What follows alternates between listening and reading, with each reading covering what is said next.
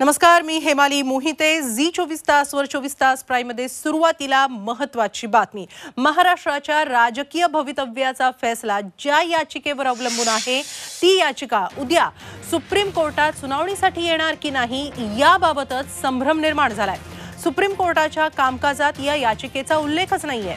विधानसभा उपाध्यक्ष नरहरी झिरवाळ यांनी 16 आमदारांच्या अपात्रतेबाबत सुरू केलेल्या कारवाई विरोधात एकनाथ शिंदे गटानं सुप्रीम कोर्टात ही याचिका दाखल केली आहे. तुर्तास अपात्रतेच्या कारवाईला सुप्रीम कोर्टानं स्थगिती दिली आहे. आता ही याचिका कधी सुनावणीला येणार याकडे अवघ्या महाराष्ट्राचं लक्ष लागलंय.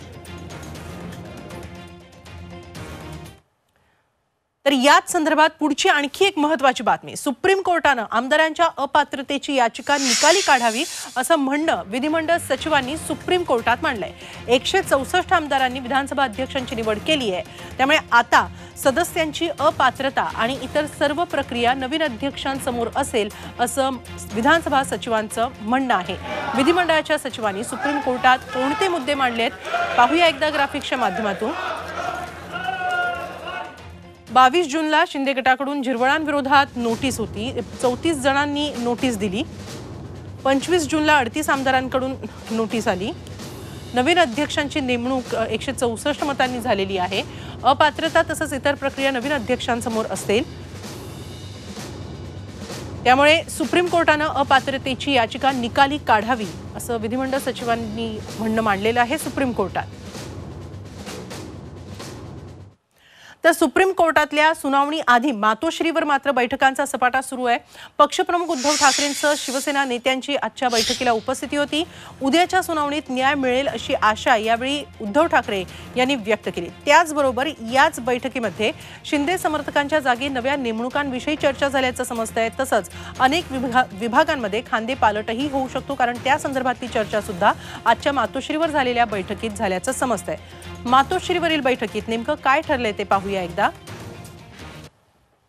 सुप्रीम कोर्टातील उद्याच्या सुनावणी आधी ही बैठक झाली मातोश्रीवर. त्यात उद्धव ठाकरेंसह शिवसेना नेते बैठकीला हजर होते.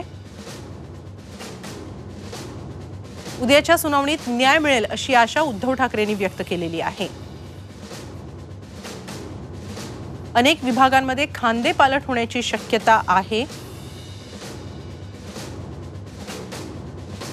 शिंदे समर्थकांच्या जागी नव्या नेमणुकांची शक्यता आहे, कारण त्या संदर्भात चर्चा झाल्याचं समजतंय.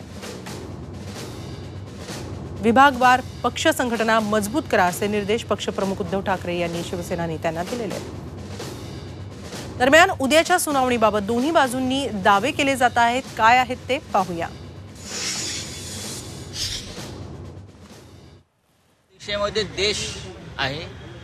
उद्या कळेल या देशात लोकशाही आणि न्याय व्यवस्था स्वतंत्र आहे की नाही याच्याकडे उद्या देशाचं लक्ष लागलेलं आहे. न्यायालयामध्ये रोज एक पिटिशन करतात. रात्री पण करतात, सकाळी 9:30ला पण करतात. आता कोर्टच वैतागलेलं आहे. हे रोजचं काय चालू आहे. आणि आपल्या न्यायालयावर पूर्ण विश्वास आहे, न्यायदेवतेवर पूर्ण विश्वास आहे, कारण आपण बेकायदेशीर काही केलेलं नाही. या लोकशाहीमध्ये, या राज्यामध्ये कॉन्स्टिट्यूशन आहे, लॉ आहे, रूल्स आहेत. त्याच्या बाहेर कुणालाही जाता येत नाही. ते आम्ही गेलेलो नाही. जे गेलेत त्यांना जो काही न्याय व्यवस्था आहे, त्यांच्याकडून जो काही निर्णय मिळेल, आम्हाला पूर्ण न्याय व्यवस्थेवर विश्वास आहे.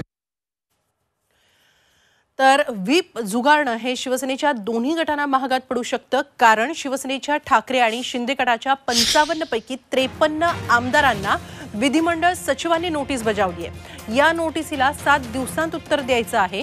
दोन्ही गटांनी एकमेकांचा व्हीप झुगारल्याप्रकरणी ही नोटीस बजावण्यात आली आहे. या संदर्भात सुप्रीम कोर्टात उद्या सुनावणी होणार आहे. मात्र त्याआधी विधिमंडळाचे सचिव राजेंद्र भागवत यांनी ही नोटीस बजावली आहे. मात्र आदित्य ठाकरेंना नोटीस देण्यात आलेली नाही. आमच्या गटाला विधानसभा अध्यक्षांनी मान्यता दिल्यानं नोटीसींचा काही परिणाम होणार नाही असा दावा मुख्यमंत्री एकनाथ शिंदेंनी केलाय.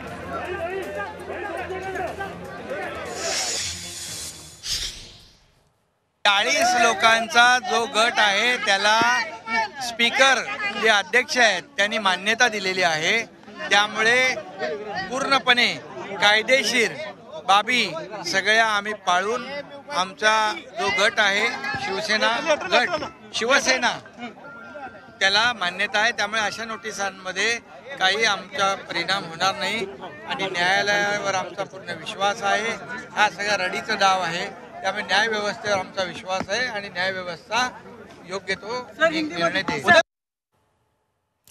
दुसरीकडे शिवसेना पक्षप्रमुख उद्धव ठाकरे यांनी उद्या खासदारांची बैठक बोलावलेली आहे. उद्या दुपारी 12:30 वाजता मातोश्रीवर सेना खासदारांची बैठक होणार आहे. राष्ट्रपती निवडणुकीत कुणाला मतदान करायचं यावरून 2 मतप्रवाह शिवसेनेमध्ये दिसत आहेत आणि त्यामुळे या मुद्द्यावर चर्चा होऊ शकते. तसंच अनेक खासदार एकनाथ शिंदे यांच्यासोबत जाणार असल्याची चर्चाही होतीये. त्यामुळे शिवसेना खासदारांना एकसंध ठेवण्याच्या दृष्टीनं या बैठकीत भर असेल.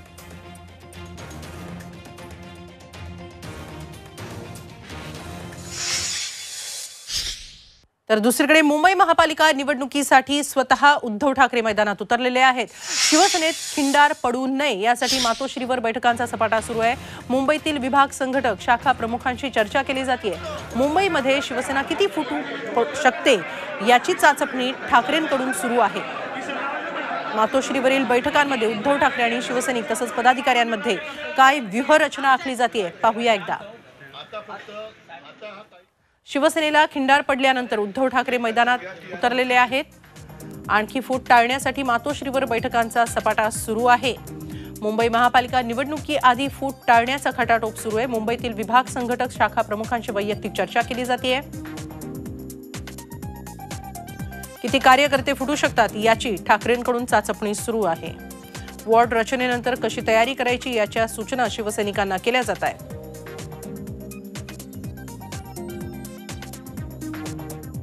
तर दुसरीकडे ज्या बंडखोरांना परत यायचंय त्यांनी परत यावं, त्यांच्यासाठी मातोश्रीचे दरवाजे उघडे आहेत असं युवा नेते आदित्य ठाकरे यांनी म्हटलंय. शिवसेनेचे बंडखोर आमदार प्रकाश सुर्वे यांच्या मागठाणे मतदारसंघात आदित्य ठाकरेंनी रविवारी निष्ठा यात्रा काढत शिवसैनिकांशी संवाद साधला.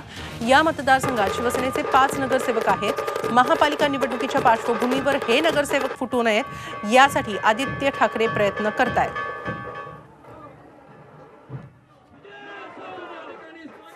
परत याचे त्यांच्यासाठी दरवाजे खुले आहेत आणि ते नेहमी असणार.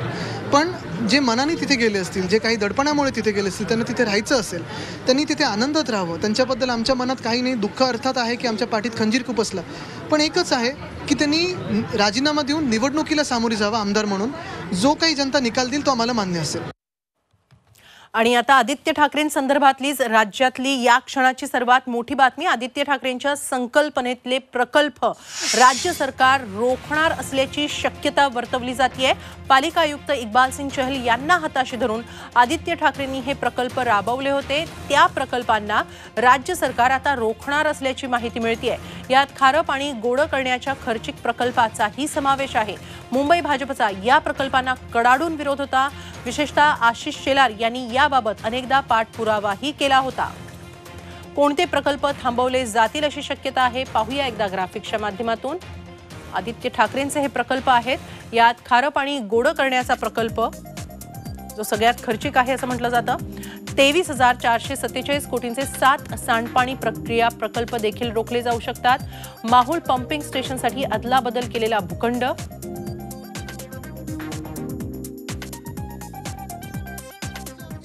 महत्वाकांक्षी प्रोजेक्ट होता तो ह्या मुंबईकरांसाठी किंवा महाराष्ट्रासाठी होता. स्थगिती दिली तर ठीक आहे, नुकसान आमचं काहीच नाही आहे, पण नुकसान हे महाराष्ट्राच्या जनतेचं होणार आहे. हे विचार करून त्यांनी काम केलं पाहिजे. मला वाटतं जी काही चांगली कामं होती त्याला अजून गती देणं, अजून काही सुधारताना वाटत असतील तर करणं. पण महत्त्वाची गोष्ट ही आहे की उगाचचं सरकार बदललं म्हणून प्रोजेक्ट्सना स्थगिती देणं हे योग्य नाही राहणार. यानंतर पुढची महत्त्वाची बातमी राजकीय आहे, मात्र ती गोव्यातून. महाराष्ट्रापाठोपाठ गोव्यातही राजकीय भूकंप होण्याची शक्यता आहे. गोव्यामध्ये काँग्रेसमध्ये उभी फूट पडण्याची शक्यता आहे. या पार्श्वभूमीवर मायकल लोबो यांची विरोधी पक्षनेते पदावरून हकालपट्टी करण्याचा निर्णय गोवा काँग्रेस प्रभारी दिनेश गुंडूराव यांनी घेतलाय. काँग्रेसचे 11 पैकी 5 आमदार आपल्यासोबत असल्याचा दावाही गुंडूराव यांनी केलाय. तर काँग्रेसचे 8 आमदार भाजपमध्ये येण्याची शक्यता असल्याचं सांगितलं जात आहे. मडगावचे काँग्रेस आमदार आणि माजी मुख्यमंत्री दिगंबर कामत सध्या पक्षावर कमालीचे नाराज आहेत. त्यांच्या नेतृत्वाखाली काँग्रेसचे 8 आमदार भाजपमध्ये येण्याच्या हालचाली सुरू असल्याचं समजते. महाराष्ट्रानंतर गोव्यामध्येही राजकीय भूकंप दिसतो आहे. दिगंबर कामत भाजपमध्ये दाखल होण्याची शक्यता आहे. कामतांच्या नेतृत्वात 8 ते 9 आमदार भाजपमध्ये येण्याची शक्यता आहे. गोव्याचे काँग्रेस प्रभारी दिनेश गुंडूराव तातडीनं त्यामुळेच गोव्यात दाखल झालेले आहेत. मायकल लोबो, दिलायला लोबो, केदार नाईक भाजपच्या वाटेवर असल्याची माहिती सूत्रांनी दिलेली आहे. कार्लोस अल्वारिस, राजेश फळदेसाई हे देखील भाजपच्या वाटेवर आहेत अशी माहिती मिळतीये. काँग्रेसचे 2/3 आमदार फोडून वेगळा गट करण्याचा प्लॅन असल्याची माहिती सूत्रांकडून मिळतेय. बातमी राज्यातून. विरोधी पक्षनेते अजित पवार यांनी मुख्यमंत्र्यांना टोला लगावलाय. मी पण थेट अधिकाऱ्यांना फोन लावतो पण त्यावेळी कॅमेरा चालू करायला सांगत नाही असं अजित पवारांनी म्हटलंय. तर शरद पवारांनी देखील या संदर्भात फिरकी घेतली आहे. आता एकही मिनिट वाया घालवला जात नाही असा टोला शरद पवारांनी लगावलाय.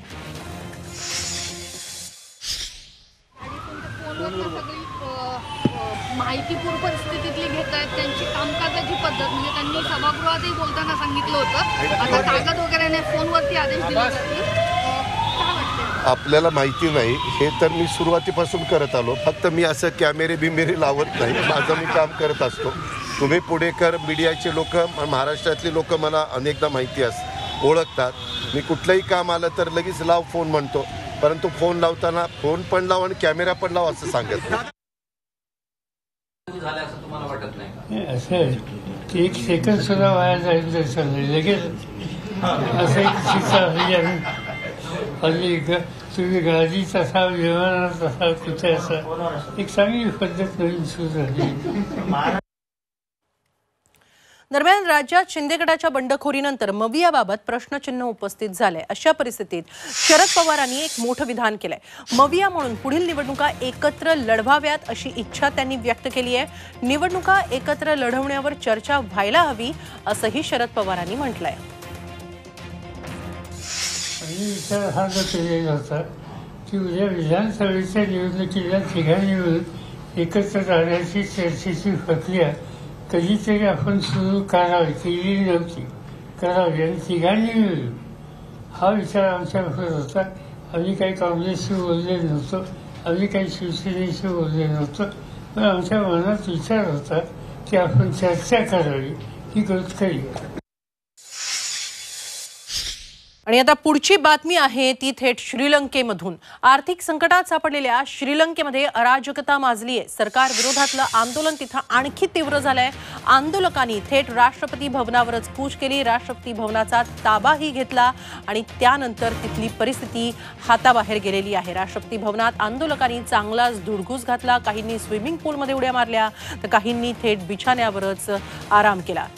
दरम्यान श्रीलंकेमधली परिस्थिती आणखी बिघडलेली आहे. काय नेमकं घडतंय श्रीलंकेमध्ये तिथे जाऊन झी24 तासनं घेतलेला हा आढावा.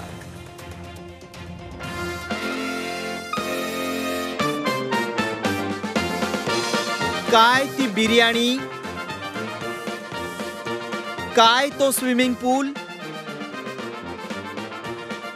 काय ती बेडरूम, पण काहीच ओके मध्ये नाही.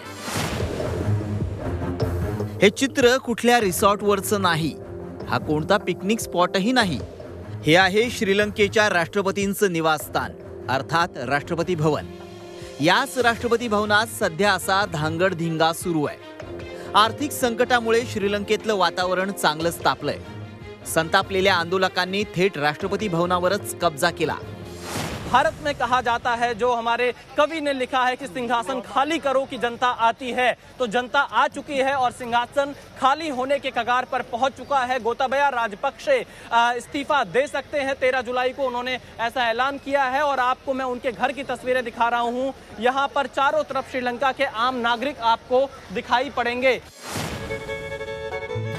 राष्ट्रपती भवनात आंदोलक येताच राष्ट्रपती गोटाबाया राजपक्षे तिथून पसार झाले आणि मग काय, राष्ट्रपती भवनात सुरू झाला धुडगूस. काही आंदोलकांनी थेट डायनिंग हॉलकडे धाव घेतली आणि बिर्याणीवर भरपेट ताव मारला. तर काहींना राष्ट्रपतींचा स्विमिंग पूल भलताच भावला. स्विमिंग पूलमध्ये मनसोक्त उड्या मारत त्यांनी पाण्याची मजा लुटली. हे कमी होतं म्हणून की काय, काही आंदोलक अंगाला साबण फासून डान्सही करताना दिसून आले. आता हे राष्ट्रपती भवनातल्या बेडरूम मधलं दृश्य पहा. तिथला राजेशाही थाट पाहून आंदोलकांनी या निमित्तानं वामकुक्षी घेण्याची संधीही साधली. काही आंदोलकांनी थेट राष्ट्रपती भवनातील जिमचा ताबा मिळवला आणि कसरतही केली. कुठं डान्स सुरू होता तर कुठं सेल्फीसाठीची धडपड.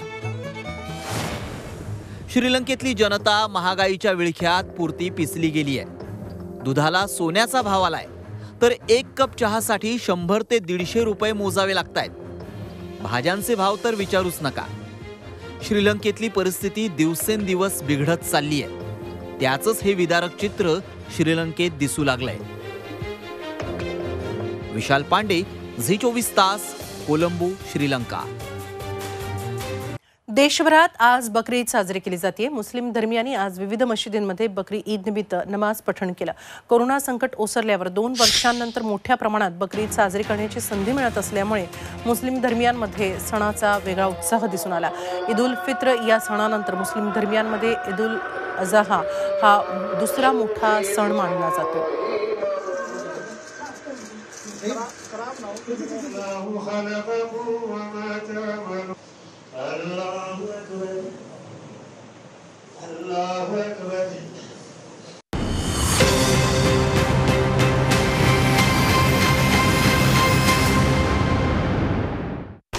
लाल मातीतली कुस्ती म्हणजे